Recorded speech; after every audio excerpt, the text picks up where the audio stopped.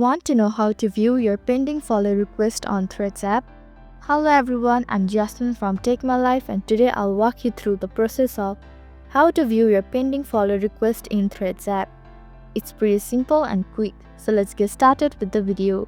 Firstly, open the Threads app on your screen. Then tap on the heart icon at the bottom of your screen. Here you can see multiple options. Tap on the request option. Here you can see all the pending follow requests on Threads app. So this is how to view your pending follow request on Threads app. Thank you for watching Take My Life. I hope this video was helpful. If it was, then hit the like button and comment down if you have any questions or feedback.